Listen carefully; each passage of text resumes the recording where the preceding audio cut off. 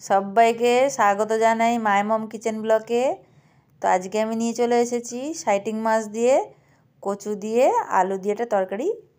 দেখতে থাকুন আপনারা।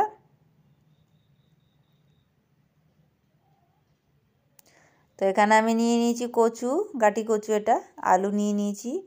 তো মাছটা কেটে ধুয়ে পরিষ্কার করা হয়ে গেছে। কড়াইতে এখানে দিয়ে দেবো সর্ষের তেল।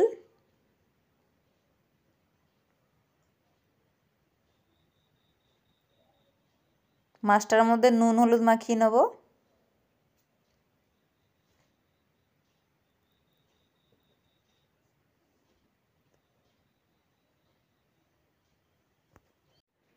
তো আমার এখানে তেলটা গরম হয়ে গেছে, মাছগুলো আমি ভেজে নেব।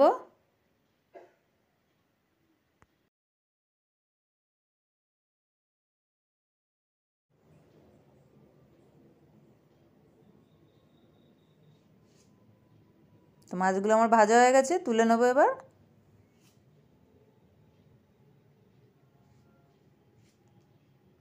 দিয়ে এখানে কচুটা আলুটা কেটে নেব।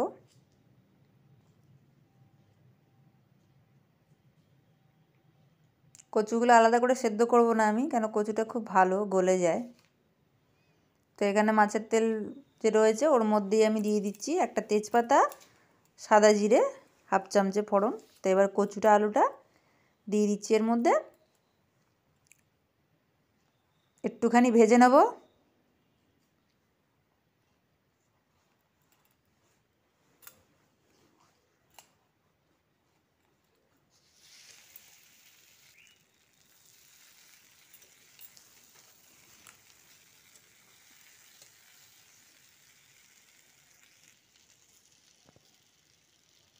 তো এখানে দিয়ে দিচ্ছি কিছু কেটে রাখা টমেটো।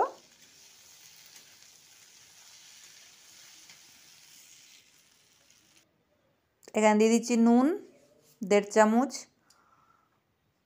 1 চামচ সাদা জিরে গুঁড়ো, ধনে গুঁড়ো, আর Kashmiri red chilli powder half চামচে দিয়েছি, হলুদ 1 চামচ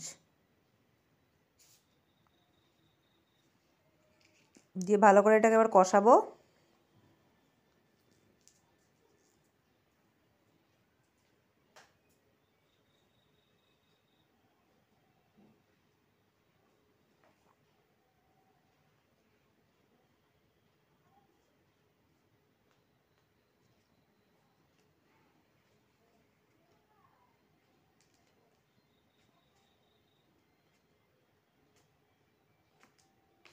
তো এখানে একটা পেস্ট বানিয়েছিলাম, সেটা দিয়ে দিচ্ছি।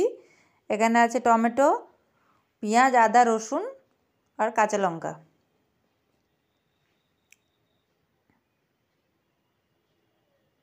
তো ভালো করে কষিয়ে নেব মশলাটাকে।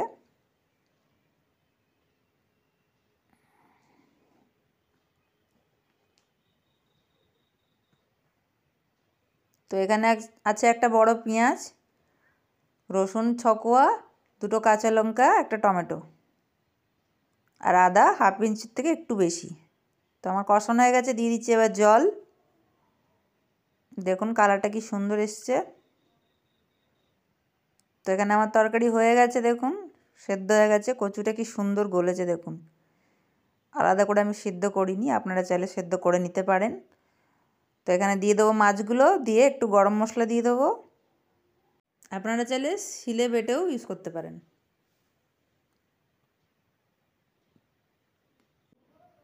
তো আমার তরকারিটা দেখুন হয়ে গেছে।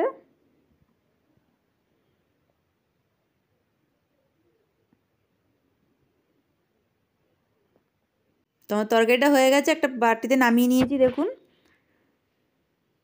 তো আজকের রেসিপিটা আমার কীরকম লাগলো আপনাদের অবশ্যই কমেন্ট করবেন, লাইক করবেন, শেয়ার করবেন, সাবস্ক্রাইব করবেন। দেখা হচ্ছে কালকে নতুন একটা রেসিপি নিয়ে। সবাইকে মাই মম কিচেন ব্লগে নমস্কার।